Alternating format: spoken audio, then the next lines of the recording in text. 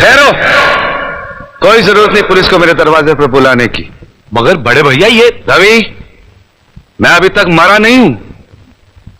घर की छोटी मोटी उलझने मैं खुद सुलझा सकता हूं। साहब जी ने डांटी है, अभी का भी डांटी है। अरे छोटी मालकिन के गहने चोरी हो गए और ये लोग हम पर शक कर रहे हैं। ये लोग सोच रहे हैं कि वो गहने हम कहीं बेचा है।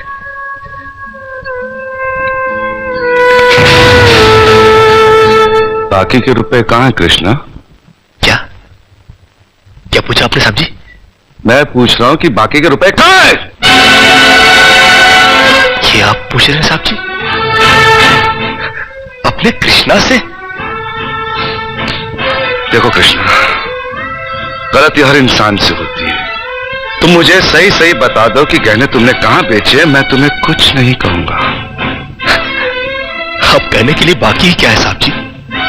एक छोटा सा सवाल पूछ के आपने बहुत कुछ कह दिया है साहब जी। कृष्णा, बात को आगे मत बढ़ाओ। बात आगे बढ़ चुकी है साहब जी, बात आगे बढ़ चुकी है। अब तो आप पुलिस को ही बुलाइए। वो जब हमें कुत्ते की तरह मार मार के हमसे पूछेगी ना, अब तो हम तभी बताएंगे कि हम गहने कहां बेच कर आए साहब जी। मत कहो मुझे साहब जी। इसी साहब जी की इज्जत आज तुमने मिट्टी में मिला दी। क्या कुछ नहीं किया था मैंने तुम्हारे लिए, उसका मुझे तुमने ये बतला दिया। अरे भैया ये अरे हट जाओ ज्योति। जिस दिन मेरी फैक्ट्री जलकर राख हो गई थी और मैं बर्बाद हो गया था, मुझे उतना दुख नहीं हुआ था कृष्णा जितना आज हुआ जब तुमने इस घर में चोरी की है। साहब जी, बचपन में जब हमारे माँ बाप मर गए थे ना और हम अनाथ हो गए थे ना, तब भी हमें इतना दुख नहीं हुआ था जितना दुख हमें आज हुआ है जब आपने हमें चोर कहा साहब जी। आपने हमें चोर कैसे कहा साहब जी? और ज्यादा सफाई देने की जरूरत नहीं है।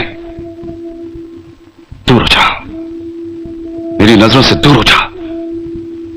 निकल जा इस घर से। अरे इस घर से ही क्या, इस गांव को ही छोड़कर चले जाएंगे। अरे मुझ अनाथ का क्या है, काट लेंगे अपनी जिंदगी कहीं भी।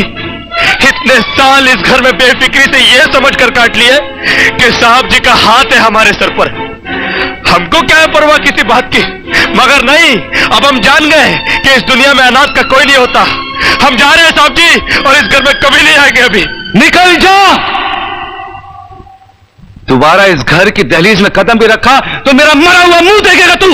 अरे नहीं नहीं नहीं, मुझ नौकर के लिए अपने दिल को दुख देने की कोई जरूरत नहीं। मैं कदम भी नहीं रखूंगा यहां पर।